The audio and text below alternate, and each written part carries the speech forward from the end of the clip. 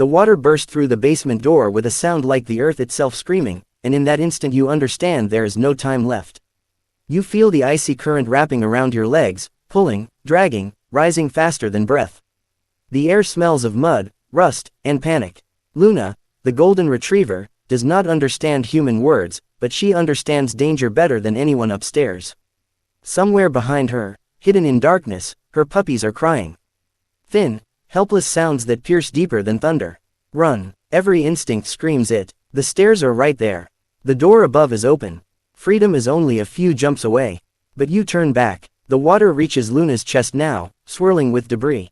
A wooden crate slams against the wall. The light flickers. She fights the current, claws scraping against concrete, moving toward the sound she would cross fire and steel for. Her puppies are trapped inside a makeshift pen built by humans who promised safety and delivered negligence.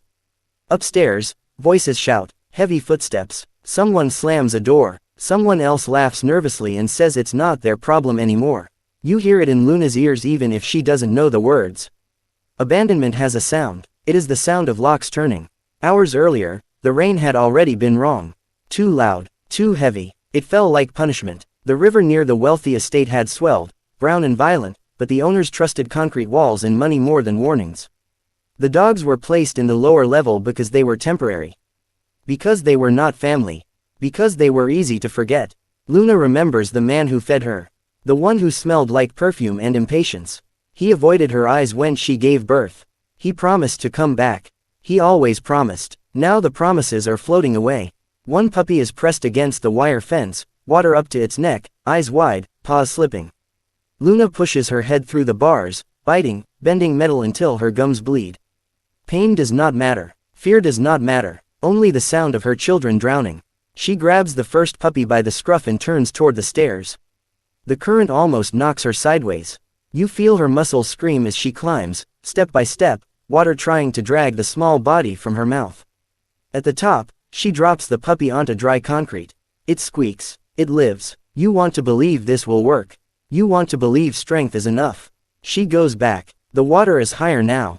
The ceiling feels closer. The lights die completely, leaving only chaos and instinct. Luna finds the second puppy by sound alone. Then the third. Each trip is slower. Each return is harder. Her lungs burn. Her legs shake. On the fourth trip, something changes. A heavy beam, loosened by the flood, crashes down, blocking half the path to the stairs. Water surges violently. Luna loses her footing and is pulled under. For a second, everything goes silent. Dark, crushing. This is where most would give up. You feel her burst back to the surface, coughing water, eyes wild, still holding the puppy. She climbs over the beam, claws ripping, skin tearing.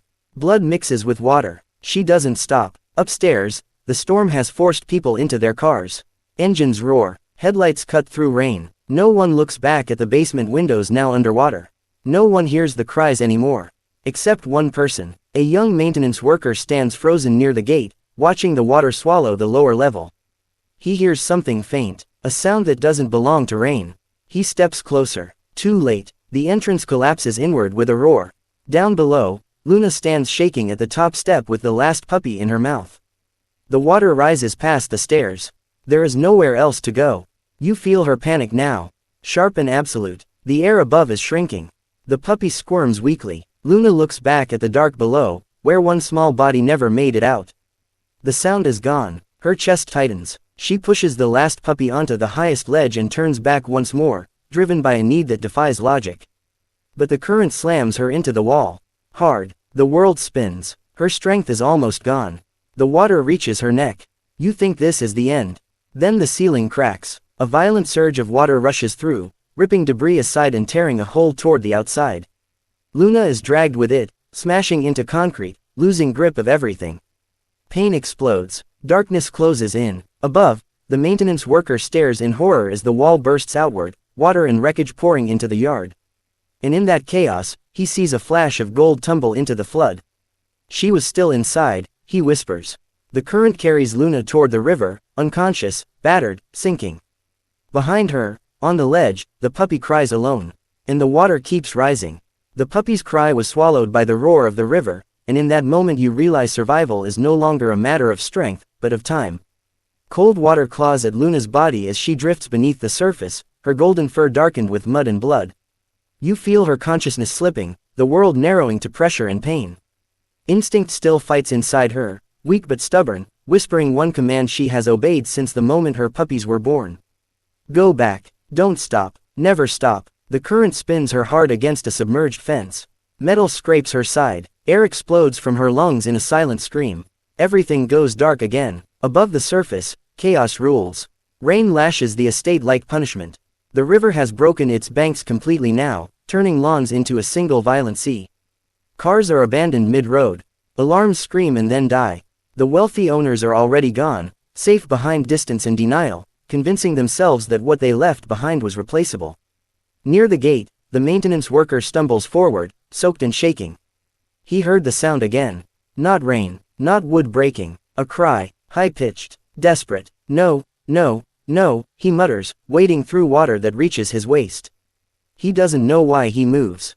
Maybe guilt, maybe something older than logic. He follows the sound toward the collapsed wall, where debris churns violently. Then he sees it, a tiny shape clinging to a concrete ledge barely visible above the flood. A puppy, alone, shaking, alive. His heart slams into his ribs. At the same time, far below the surface, Luna's paw catches on something solid. A tree root, torn loose by the flood, juts from the riverbank like a last hand reaching out. Her claws scrape, slip, then dig in. Pain shoots through her body, sharp enough to tear her back into consciousness. Air. She needs air. With a violent kick, Luna drags herself upward, breaking the surface in a desperate gasp. Water floods her nose, her mouth. She coughs, choking, barely keeping her head above the current. The river tries to take her again, but she holds on, muscles trembling, vision blurred. The ledge, the puppy. She doesn't know how she knows, but she does. A sound carries through the storm, faint but real. Her ears twitch, her heart ignites. Luna turns her head toward the estate. The distance feels impossible. Her body feels broken. Every movement sends fire through her ribs. She lets go of the root. The river takes her immediately. You feel the terror now, raw and suffocating. The current slams her against debris, spins her, pulls her under again. But this time she fights upward sooner, refusing darkness. Her eyes lock on the faint outline of the wall. The smell of concrete. The memory of warm bodies pressed against her side. She swims. Each stroke is agony. Each breath is stolen by rain and waves. But she swims. On the ledge, the puppy slips. Its tiny paws scramble on wet stone. It cries again, louder now, panic rising. The sound cuts through the storm like a blade. The maintenance worker reaches out, stretching toward the ledge, but the water surges violently, slamming him back.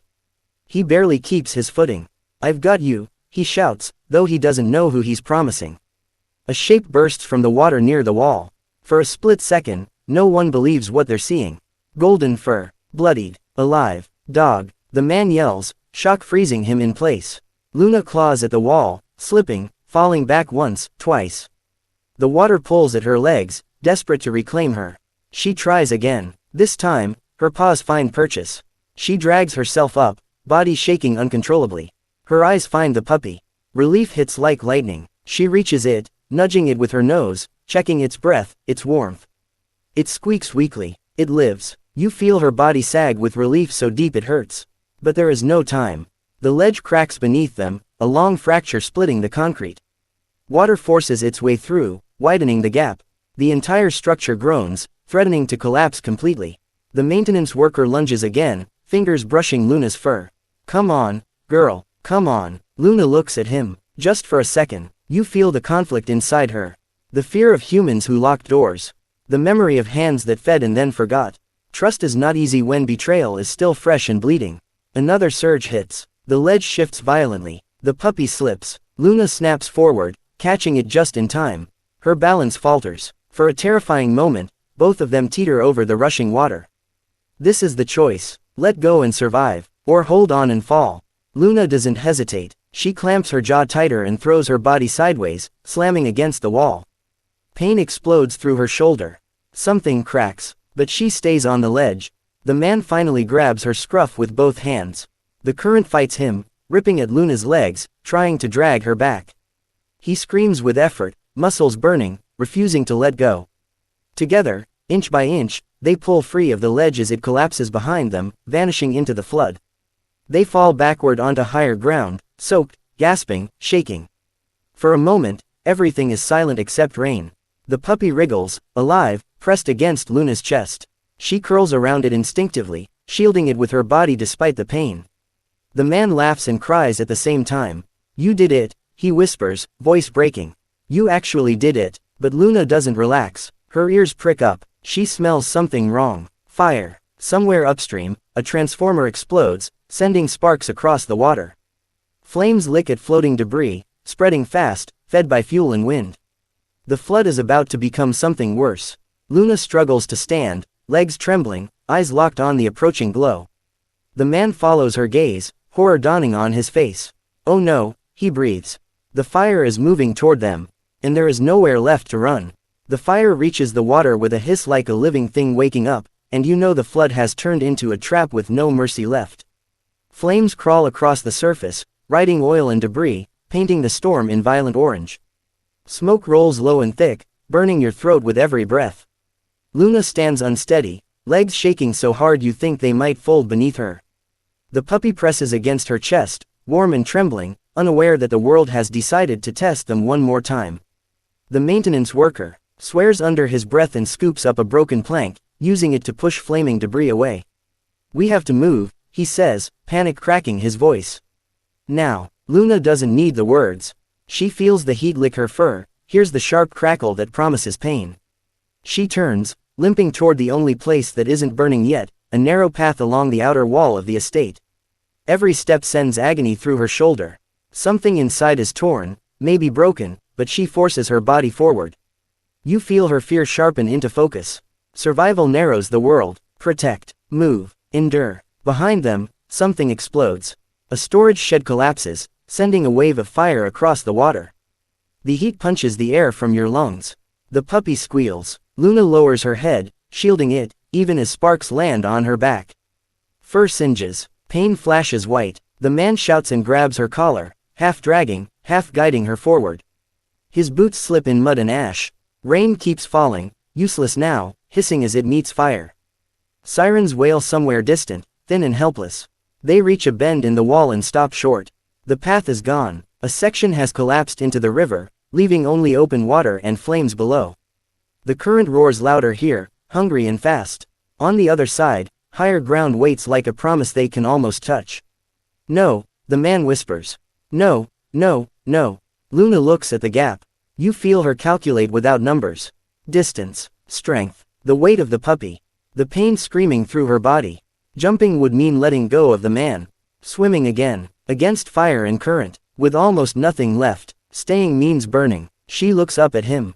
There is no accusation in her eyes. No fear of him now. Only a question made of instinct and trust.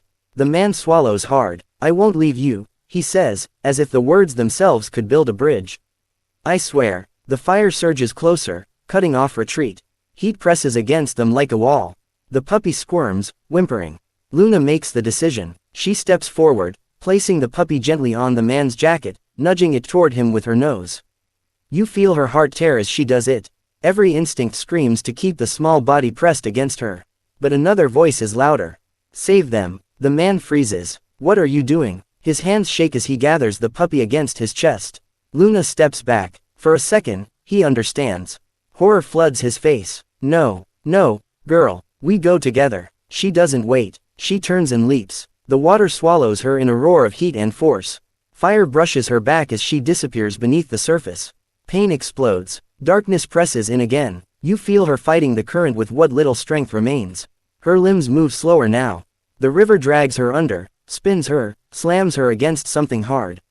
Her vision fractures. Air burns. Everything hurts. Above, the man screams her name though he never knew it.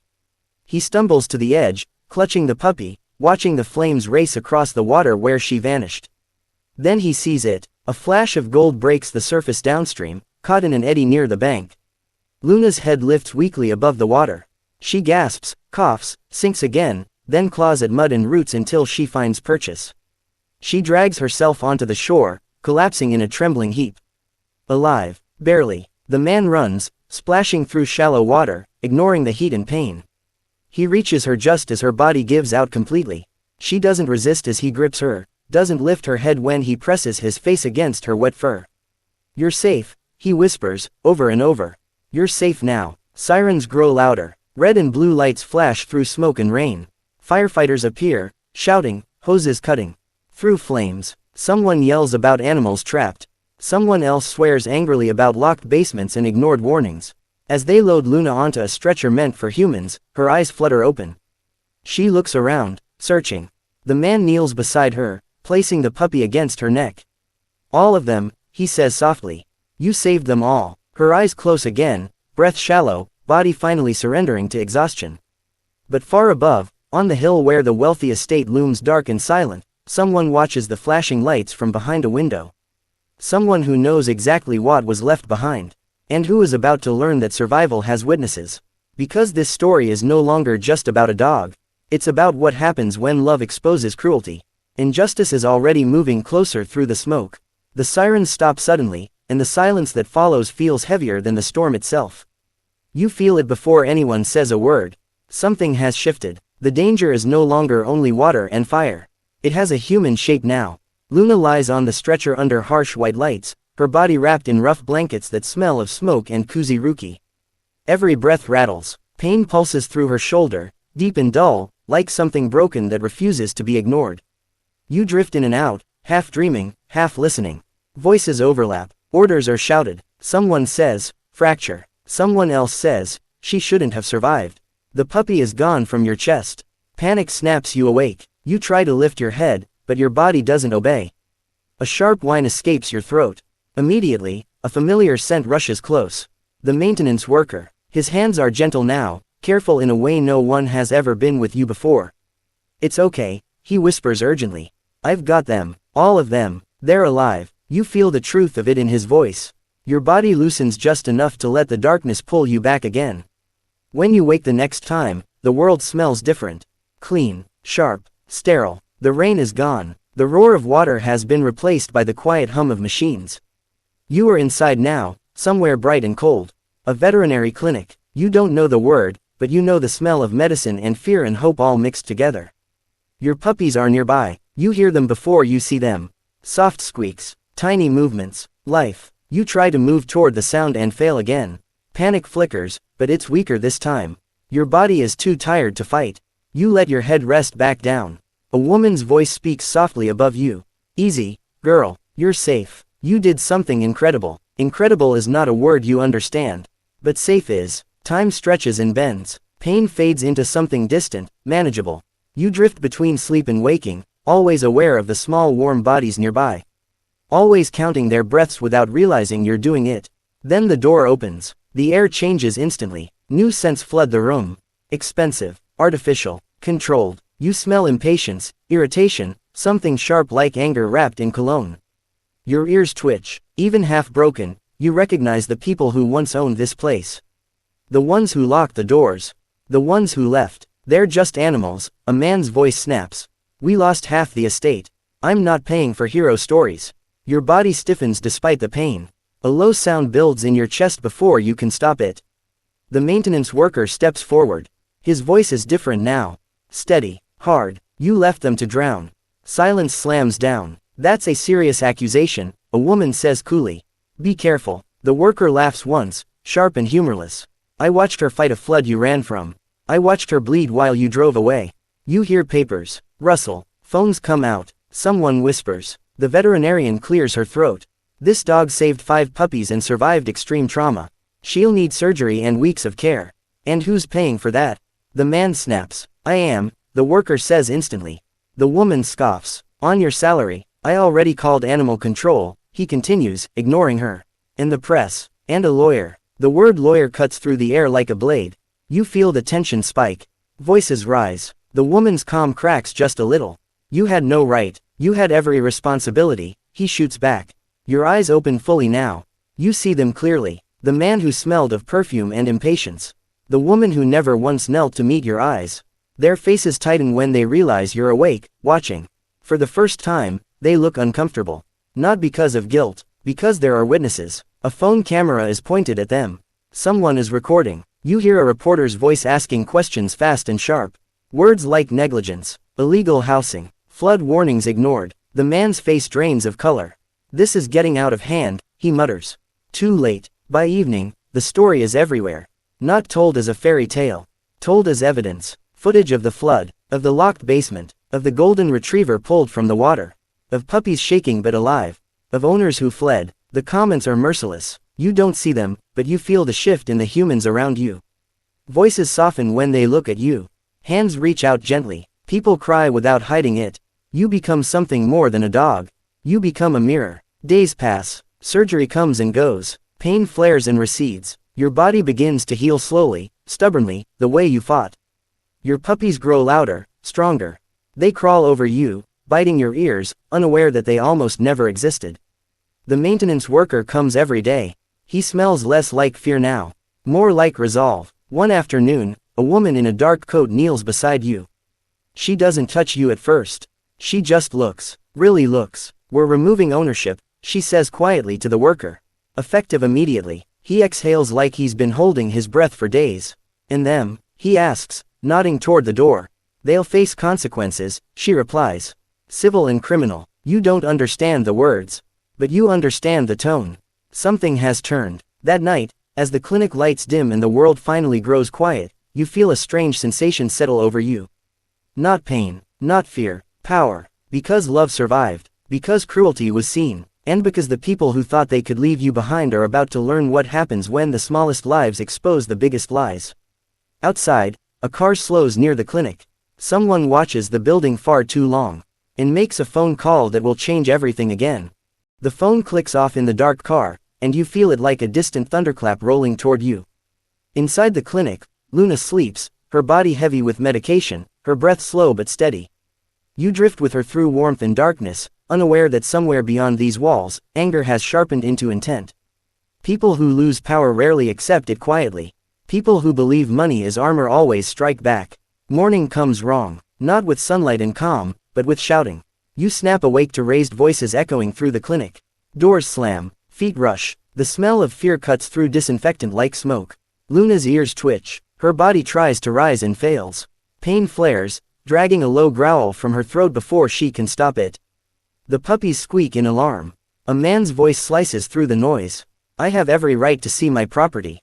Property. The word hits like a blow. You feel Luna's chest tighten. Her eyes open fully now, sharp despite exhaustion. She knows that voice. She knows that smell. Perfume. Control. The man who left. He storms into the treatment area flanked by another man in a suit. Their shoes are too clean for this place. Their faces too tight. Behind them, the veterinarian blocks the doorway, her jaw set. This facility is under investigation, she says coldly. You are not authorized to be here. The man laughs, short and ugly. Investigation based on what? An emotional story and a dog. The maintenance worker steps forward instantly. Get out. Security appears, hesitant. Cameras are already up, phones recording. The man realizes it too late. You ruined my life, he snaps, pointing at Luna. Because of this, Luna pushes herself up with a sharp breath. Pain screams, but she ignores it. Her body moves on instinct alone, placing herself between the man and the puppies. Her stance is unsteady but unmistakable. Protect. The room goes silent. For a moment, the man hesitates. Something flickers across his face. Not remorse, fear, not of teeth or growls, but of what she represents now. Proof. Consequence. A story he can't control. This isn't over, he mutters, backing away as security closes in. He leaves without another word. But the air doesn't relax when he's gone. The veterinarian exhales slowly. That was a mistake, she says. He's desperate. Desperate people don't follow rules. That afternoon, the worker sits beside Luna's enclosure longer than usual. He strokes her head carefully, avoiding bandages. I'm not leaving tonight, he murmurs. Just in case. Luna watches him with tired eyes. Trust is no longer a question. It's settled, deep and solid. Evening falls. Then the power cuts. The lights snap off without warning, plunging the clinic into darkness broken only by emergency red strips along the floor. Machines beep once, then again, switching to backup. The puppies whine, sensing the shift before anyone else. What happened? Someone shouts down the hall. The answer comes too fast. A crash at the back door. Glass shattering. Alarms scream. You feel Luna's heart spike. Her body tenses despite the pain. Every sense sharpens. Footsteps. Too many. Rushed. Purposeful. They're breaking in, a voice yells. The maintenance worker stands instantly, blocking Luna's enclosure with his body. Stay back, he shouts to no one in particular. Security rushes toward the noise. Shouting grows louder. Someone screams. Then the smell hits you. Gasoline. It creeps under doors, sharp and unmistakable. Luna's growl deepens, vibrating through her injured chest. Fire again. Humans again. The pattern is clear now. They're trying to destroy evidence, the veterinarian says, voice tight. Get the animals out. Chaos erupts. Cages are unlocked. Hands reach in. Puppies are scooped up and carried toward emergency exits. Luna tries to stand fully and nearly collapses. The worker catches her, bracing her weight against his shoulder. I've got you, he says fiercely. Smoke seeps in, thin at first, then thicker. Flames crackle somewhere unseen. Sprinklers fail. Someone curses loudly. The back hallway fills with heat. They turn toward the front exit and stop short. Fire blocks the way. Luna's breath comes fast now. You feel her fear sharpen into fury. Not again. Not after everything. Another explosion rocks the building. The ceiling groans. There's one way left, someone shouts. The old loading ramp. It's narrow, steep, exposed. The worker looks down at Luna, then at the puppies already being rushed through. He swallows. Can you do this? He whispers, as if she could answer in words. Luna answers by moving. Each step down the ramp sends fire through her shoulder. Her legs shake violently. Smoke burns her lungs, but she keeps going, pressing forward, refusing to fall. Halfway down, something collapses above them. A beam crashes onto the ramp behind Luna, cutting off retreat completely. The worker freezes. Luna. Flames surge closer from above. Heat roars. The only path left is forward and it leads straight into smoke and darkness. Luna doesn't look back. She lowers her head and pushes through the smoke, guided only by instinct and the sound of puppies crying ahead. The ramp slicks with water and ash. Her footing slips. She stumbles hard, nearly rolling. Strong hands grip her harness just in time. Together, they reach the bottom and burst into open air. Firefighters flood the scene moments later, battling flames with brutal efficiency. Police arrive. Sirens scream. The clinic burns behind them, windows glowing like eyes. Luna collapses onto the ground, body finally giving out completely. The puppies are placed beside her. Alive. Safe. As oxygen masks are pressed to her face, Luna's vision blurs again. But before the darkness takes her, she sees something she doesn't expect. The man who abandoned her is being dragged away in handcuffs, screaming, fighting, his expensive suit streaked with ash and shame. Cameras flash, voices shout accusations he can't silence. For the first time, he looks small. The world fades, and somewhere deep inside you feel it. This wasn't the end, it was the moment everything truly began. The first thing you feel is warmth, and you know you are still alive. It spreads slowly through your body, pushing back the cold that once ruled your bones. You breathe in and out, each breath steadier than the last. The pain is still there, but it has changed. It no longer screams, it waits. When you open your eyes, the ceiling above you is unfamiliar again, higher, softer, filled with quiet light. No smoke, no alarms, no fire, just calm. Your puppies are pressed against your side. All of them, their bodies rise and fall in small, uneven rhythms. They smell of milk and safety. You count them without thinking, nose brushing each tiny back, and only when you reach the last one does the tight knot inside your chest finally loosen. You did it. A woman sits nearby, half asleep in a chair. Not the veterinarian. This one smells like paper, coffee, and determination. When she notices your movement, she straightens instantly. She's awake, she says into her phone, voice soft but urgent. Footsteps arrive quickly. The maintenance worker appears, eyes red, face exhausted, but smiling in a way that feels different now. Real. Hey, he whispers, kneeling beside you. Easy. He doesn't touch you right away. He waits. You lift your head slightly. It's enough. Relief floods his face. This place is safe, he tells you, as if speaking to both dog and something deeper. They moved you last night. Witness protection, for animals. Can you believe that? You don't know the words, but you understand the tone. Hidden, guarded, protected. Days pass again, but these days feel different. Quiet, watched. The kind of quiet that exists after something terrible has already been faced. People come and go. Some wear uniforms. Some carry folders. Some kneel to look at you and then look away, overwhelmed. You hear pieces of the story even if you don't understand the language. Charges: arson, negligence, obstruction, The wealthy owners are no longer untouchable. The fire turned out to be the mistake that sealed everything. Too many cameras, too many witnesses, too much outrage. The man who abandoned you has stopped yelling. The woman who stood beside him has stopped smiling. You become evidence, not a symbol, proof. Your medical files are copied. Your scars photographed. Your story replayed on screens everywhere. People argue, people cry, people donate, shelters fill with volunteers, laws are discussed, changes are promised. You don't know any of that. What you know is that food arrives on time. That hands are gentle. That no door locks behind you anymore. One afternoon, the woman with the coffee smell returns with a man in uniform. They kneel beside you together. It's official, she says to the worker. Custody has been transferred. Transferred. The worker's breath catches. To who? She smiles. To you. If you want it. The answer is immediate. Yes. He doesn't look at anyone else. He looks at you. Is that okay? He asks quietly. You push your nose into his hand. It is enough. The move happens slowly, carefully. A small house near open fields. Fences that are tall but kind. No basements. No locks that turn without reason. The puppies grow fast. Too fast. They stumble. They fight. They sleep in impossible piles. You watch them constantly. Sometimes, at night, the memory tries to return. Water. Fire. Darkness. You wake with a start, heart racing. Each time, the worker is there. Sitting on the floor beside you. Always awake when you are not. You're okay, he whispers. I've got you. And for the first time, you believe it without doubt. Weeks later, a knock comes at the door. Two officials stand outside, serious, polite. There's a hearing, one says. Final statements. We'd like her present. The worker looks down at you. Worry flickers across his face. You don't have to, he says softly. But you already know. Some things must be seen to be understood. The courtroom is cold and bright. Cameras everywhere. Murmurs ripple through the room when you enter.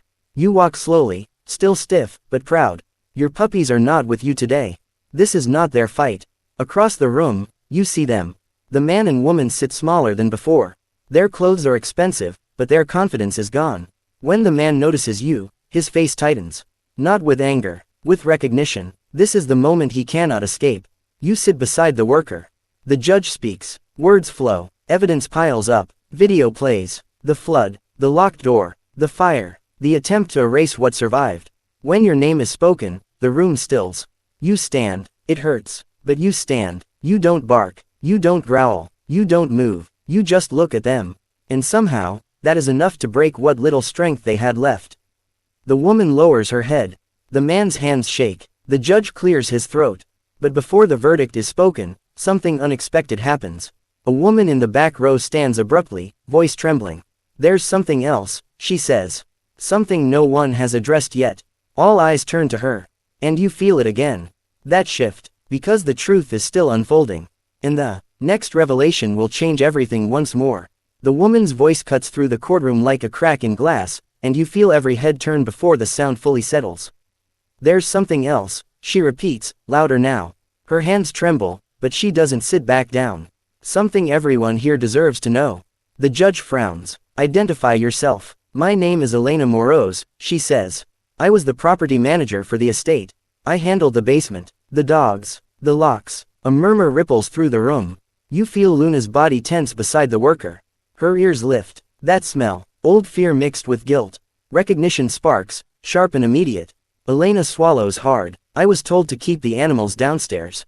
I was told not to open the doors when the alarms went off. I was told it would be handled. The man across the room stiffens. This is a lie, he snaps.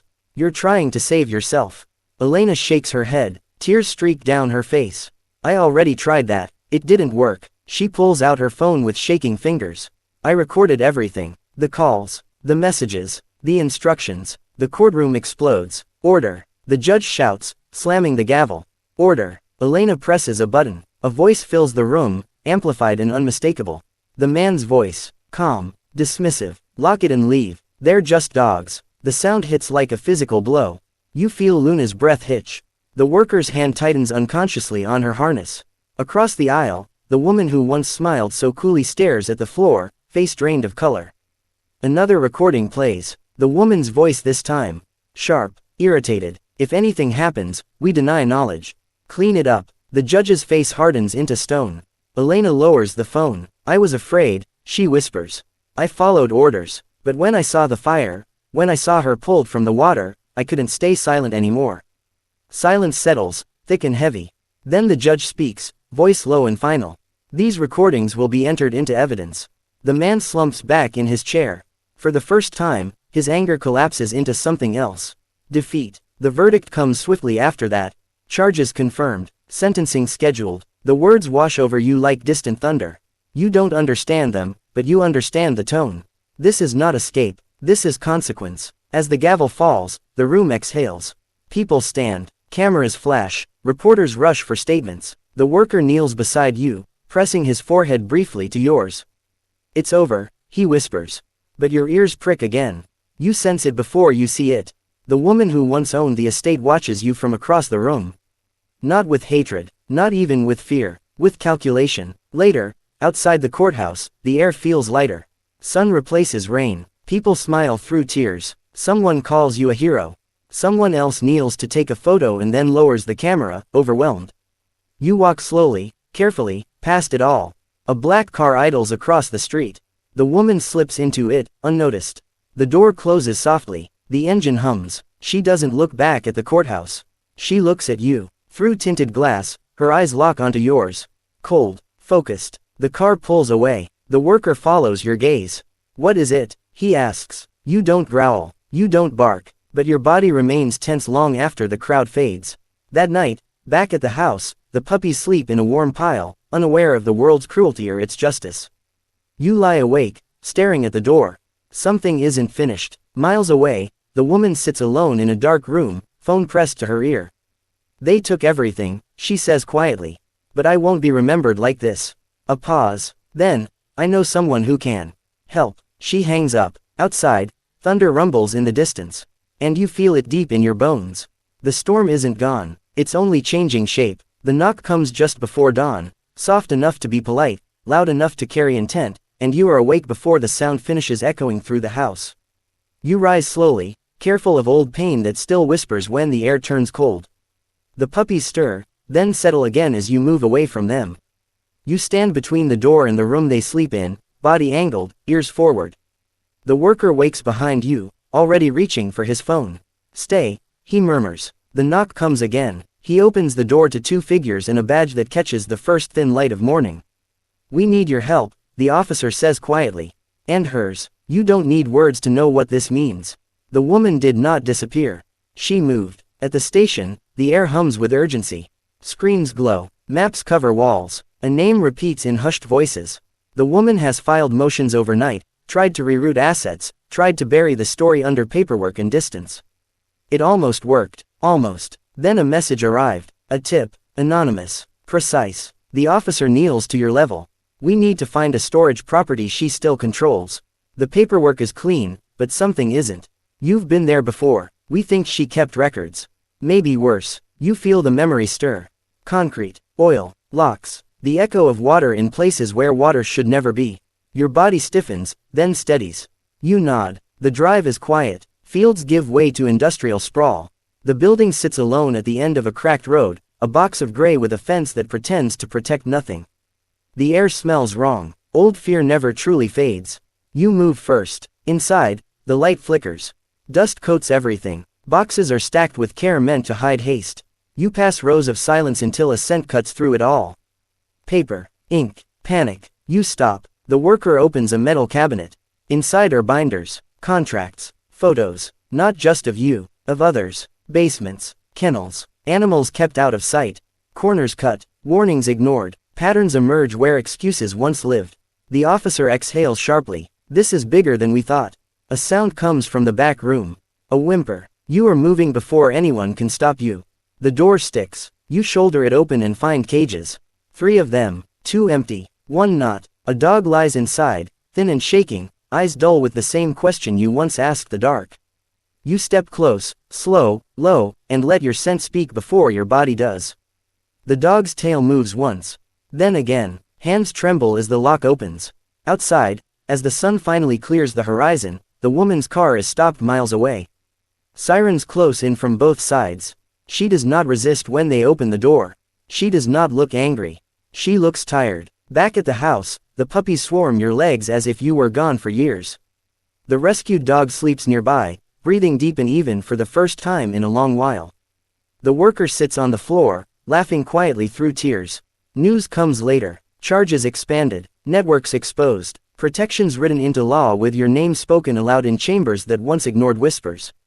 People argue less now when warnings come.